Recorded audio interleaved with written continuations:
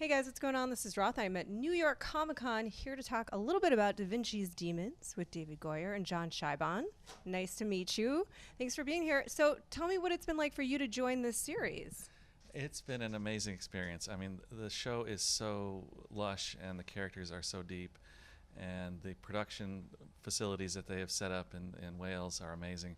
So it's like a big playground for me, and we've just been having fun with it. What's it like for you now? You know, the show is up and running. It's sort of its own, the baby's walking and so forth. It's a toddler. It's a toddler. It's a toddler.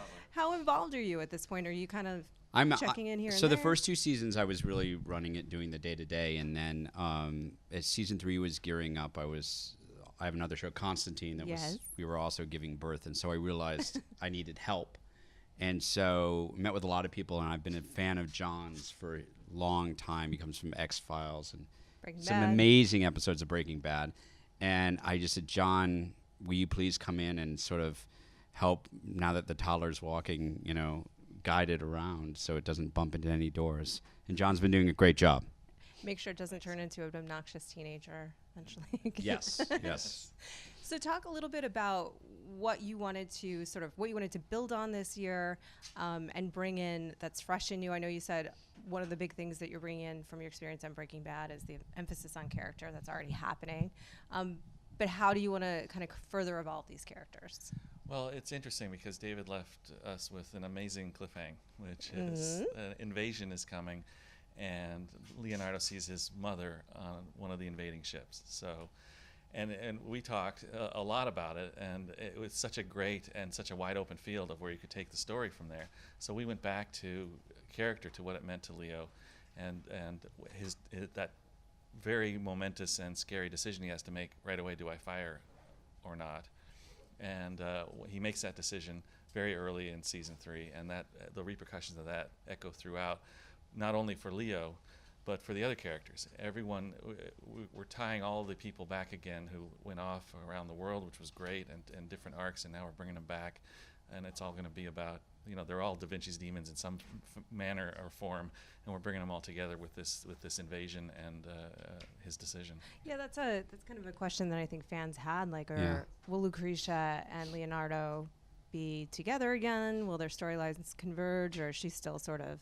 I'll tell you, well, something that's interesting about when you give birth to a show is that you have all these plans for how the show will roll out, and initially your intention is to follow them, but at a certain point, the show takes on a life of its own. And so in the case of the mother, and then we'll talk about Lucretia in a second, our original plan was to have Mom show up at the end of season 4. Okay. And as we were breaking season 2, we decided very kind of impulsively to move that forward. And that kind of sort of pulled the earth out from under, our plans for the succeeding, seasons. But that's going to have a huge impact as well on his relationship with Lucretia as well. It kind of forced a lot of sort of challenges and sort of confrontations to happen sooner than we had originally imagined, because the story seemed to dictate that. Is he going to travel a little bit? He this last season, the way we've been putting it is last season he went and saw the world, and this season the world comes to him. Okay. In a lot of ways. So he's going to stay put for the most part. One of the big things, the fun parts of the series, is you get to play with the Inventions. Are there any that you're particularly looking forward to people seeing this year? Well, indeed, and in fact, he's going to find that some of his inventions have been stolen from him, and so Da Vinci faces his own genius, and will he be able to defeat himself? It becomes the big arc for season 3. So you'll see some very cool and improved, souped up Da Vinci weapons coming our way. We always talked about how with Da Vinci it was a little bit of there was a kind of a Cold War arms race analogy as well, in terms of like the Manhattan Project, or sort of the projects that he was building on. And one of the things that happened during that era, in American history, is that, some of the plans for the atomic bomb got stolen as well and were used by other camps. And so it was actually John's idea. It would be great if this similar thing happened to Da Vinci, and some of that hidden knowledge got out, and then, as he said, improved upon by the bad guys. All right. Well, now that I have you here, I got to ask, what's going on with Sandman? Scripts in progress. I can't say anything more about it, other than that Da Vinci's diving helmet that we used in the first season was kind of inspired by Morpheus's helmet. That was a little kind of inside cross-pollination Easter egg. I love Sandman so much. Love it so much. So are we going to love the movie? Da Vinci, Da Vinci, Da Vinci.